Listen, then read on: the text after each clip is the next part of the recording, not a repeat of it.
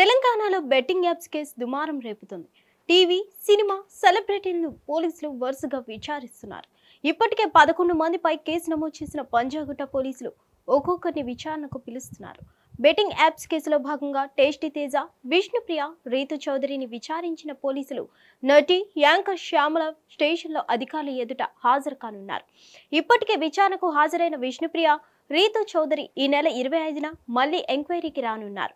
Anchor Shyamala తనపై ఉన్న FIR కొట్టివేయాలని Telangana హైకోర్టును ఆశ్రయించగా ఆమెను అరెస్ట్ చేయకూడదని పోలీసులకు విచారణకు సహకరించాలని శ్యామలకు కోర్టు ఆదేశాలు ఇచ్చింది. దీంతో శ్యామల నేడు విచారణకు హాజరు కానున్నారు. వీరితో పాటు సన్నీ, అజయ్, సుధీర్ ఎప్పుడైనా విచారణకు హాజరయ్యే అవకాశం ఉంది.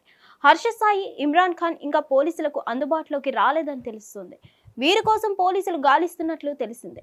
అటు మియాపూర్ పోలీస్ స్టేషన్లో నమోదైన కేసులో విజయ్ దేవరకొండ, రానా దగ్గుబాటి, ప్రకాష్ రాజ్, మంచులక్ష్మి, నిధి అగర్వాల్, ప్రణీత, అనన్య నాగల్ల, శోభా శెట్టి, సిరి హనుమంత్, శ్రీముఖి సహా పంజాగుట్ట పియాస్లో విచారణ ఎదుర్కొంటున్న 11 మంది పైన కేసు నమోదు కాగా ఈ ఎంక్వైరీ ఇంకా మొదలు కాలేదు. మొదట బెట్టింగ్ యాప్స్ నిర్వాహకులు, మీడియేటర్లను విచారించిన తర్వాత సెలబ్రిటీలను విచారణకు పిలుస్తారని తెలుస్తోంది. ఇప్పటి వరకు టేస్టీ తేజ, కానిస్టేబుల్ కిరణ్, విష్ణుప్రియ, రీతు చౌదరిలను పోలీసులు విచారించగా వీరితో పాటు సన్నీ, అజయ్, సుధీర్ కూడా ఎప్పుడైనా విచారణకు హాజరయ్యే అవకాశం ఉంది. అటు మియాపూర్ కేసులో మొదట బెట్టింగ్ యాప్స్ నిర్వాహకులు, మధ్యవర్తులను విచారించే అవకాశం ఉంది. సినీ సెలబ్రిటీలు, స్టార్ క్రికెటర్లు, సోషల్ మీడియా ఇన్ఫ్లుయెన్సర్లు వీళ్లకున్న గుర్తింపుతో ప్రజలను విపరీతంగా ఆకట్టుకోగలరు.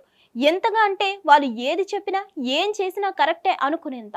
అలాగని ప్రజలు అమాయకులు కాదు. కానీ ఎంతటి విజ్ఞానవంతులైన ఇన్ఫ్లుయెన్సర్స్ చేయగలిగితే సత్తా వాళ్ళకు ఉంటుంది.